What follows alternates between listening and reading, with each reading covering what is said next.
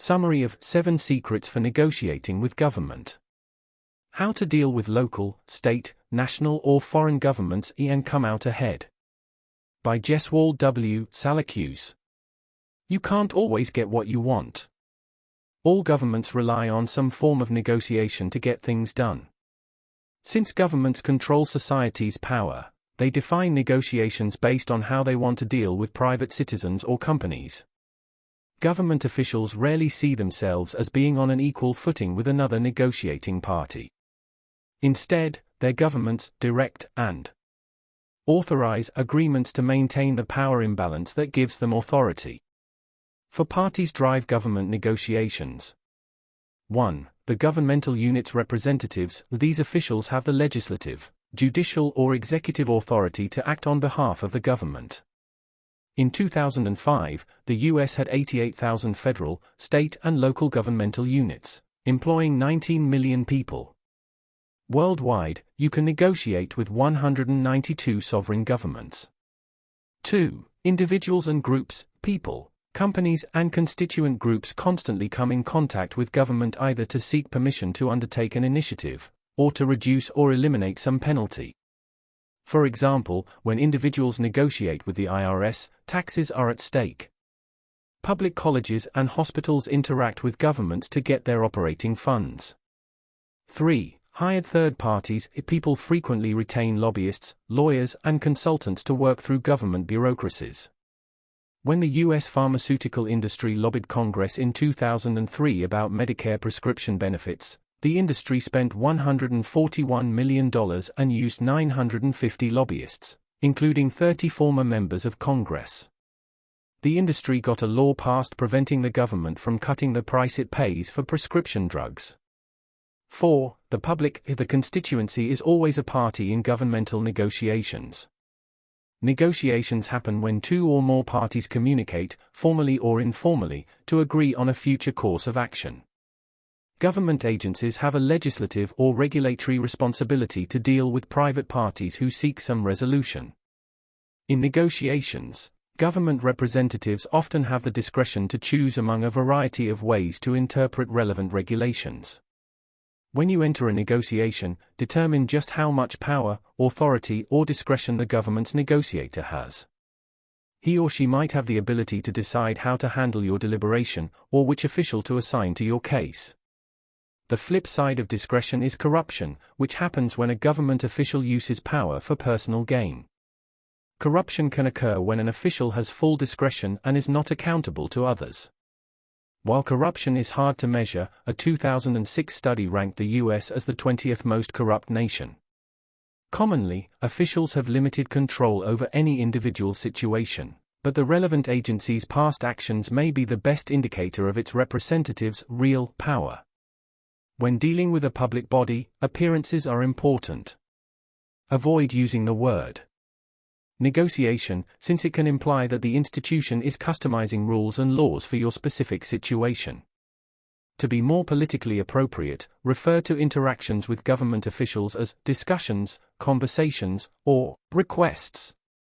To enhance your negotiating results, take back some of the power from the government representative by using the 7 Secrets of Government Negotiations. 1. Evaluate the government negotiators. In terms of negotiating, governments have stricter constraints and greater powers than corporations. Learning how a government exercises its powers and responsibilities can help you devise a better negotiating strategy. Every government has 4 sources of special powers: its monopoly, privileges and immunities, special protocols and role as defender of the public interest. Regulations and rules that govern negotiations, political pressures, bureaucratic interests and the way governments really work combine to keep these powers in check. Breaching certain rules can be very costly. For instance, Jack Welch, then CEO of GE, behaved too informally with European Union officials in 2001, and his faux pas helped kill GE's acquisition of Honeywell in Europe. 2. Prepare for success. Successful negotiating depends on identifying your goals and letting them dictate your strategy and tactics. When negotiating as an agent on behalf of another party, know your authority or mandate. An agent's mandate empowers him or her to sign contracts, or to identify what kind of deals or outcomes to pursue. Determine what your draft agreement should look like and identify your alternatives. A draft agreement can formalize your mandate and influence subsequent discussions.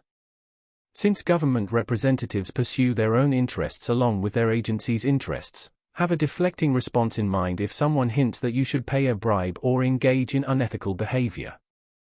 3. Understanding government structures. First, identify which government department is the conduit for meeting your goals. Then, find the right person there is someone willing and able to hear your proposal. Your reputation, resources, rights, and existing relationships all affect your degree of access. As you arrange the negotiation, be aware that since government departments frequently suffer from infighting, you have to decide whether to meet with the relevant people in a group or individually. Be forewarned, ignoring one department in favor of another is a sign of disrespect that can lead to future problems. Since governments are complex, verify that your counterparty has the authority to sign contracts. 4. What drives negotiations? First, understand the other party's interests. While that sounds simple, people often are reluctant to disclose the negotiating issues that matter most to them. This is especially true when a political imperative is involved, from defending governmental authority to thwarting political opponents. To counteract such motives, you might be able to use a third party in your deliberations. Government officials thrive on receiving praise and buckle when they get blamed for mistakes. Therefore, bestow praise and accept blame to deflect it from a public official. While taking blame hurts short term, it can be very rewarding in the long run. 5. Persuasive techniques. In negotiations, power derives from the ability to guide the decision-making. You can steer the deliberations by using tangible resources, such as capital or technology, but this power also can stem from your intangible assets, such as well-connected relationships, strength of personality, good reputation, or powerful ideas. Precedents from earlier agreements also are very useful. Cite examples of former cases to shape future accords. Precedent often has more impact on a governmental decision than on a private business deliberation. When you cite a precedent, get support by adding consultants, lobbyists, or lawyers to your negotiating team. They should know who has real power and what the government has done with similar cases in the past. Refer to industry standards and other verifiable criteria to set parameters for the outcome, especially if the governmental entity you are working with has accepted such boundaries previously. Government representatives often present standard form contracts to finalize agreements. But before matters get to that stage, you may be better served if you prepare your own draft agreement showing your preferred terms. The common perception is that negotiators should discuss their proposals first and then draft an agreement. But banks and diplomats often prepare prototype agreements or contracts first, and use them as the basis for discussions. A draft is a useful tool for beginning a discussion because it does three things. 1. Define a framework in any negotiation. A draft agreement gives everyone a structure for expressing concerns and priorities. A car maker may involve its design, finance, operations, and marketing departments in preparing a draft to pursue a joint venture with another government. This can often be a time-consuming process. In the 1980s, the U.S. government spent 4 years drafting a prototype treaty to use with developing nations.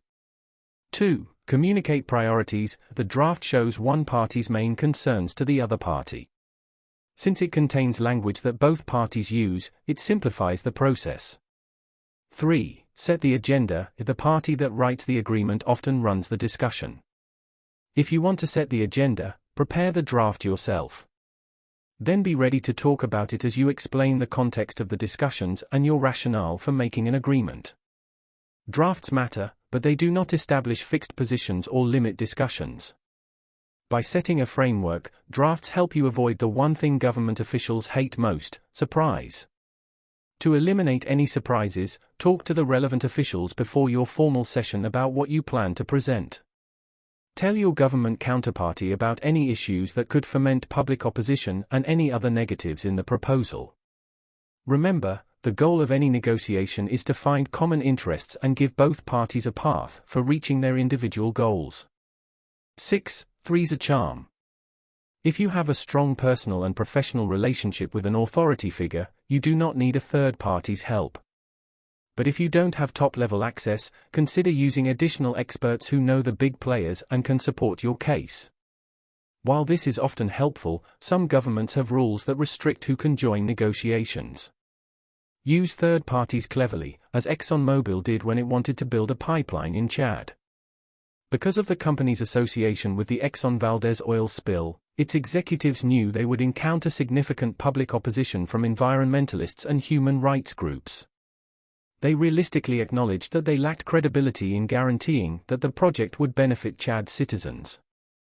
To overcome these objections, Exxon worked with the World Bank to manage the project's most sensitive aspects, including allocating funds to public works. Before injecting third parties into the process, determine how to use them best, why you need them, their costs and benefits, and how they could affect the process. Ask these questions at the onset and during the negotiations. Third parties provide expertise, legitimacy, and access. Often, they can help you achieve a better outcome. 7. It's never final. All too frequently, negotiations end in renegotiation. Changing conditions often make existing agreements ineffective, reopening the entire process. Labor, loan, and natural resource agreements sometimes change to accommodate new situations. Governments have the right to renegotiate, if necessary, to protect their constituents' interests or to accommodate changes in their domestic political landscape. Each type of renegotiation addresses a different set of problems.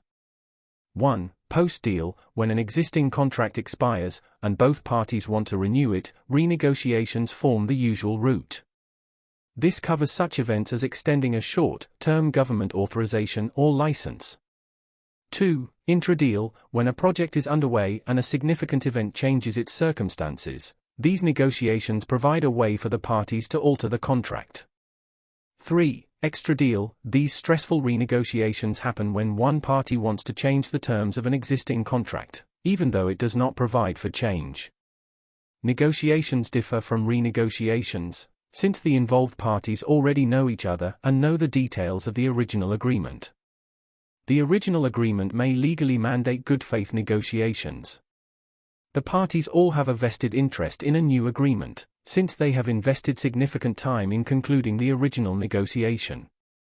Negotiations often become tense and emotional, but 18th-century French diplomat, François de Callias, cautioned against using choleric words that could poison the minds of those with whom negotiations are in process. Instead, he said negotiators should show respect, patience, and diligence to harmonize everyone's interests. While many of Callias's suggestions applied to diplomacy, they would work in any governmental negotiation today.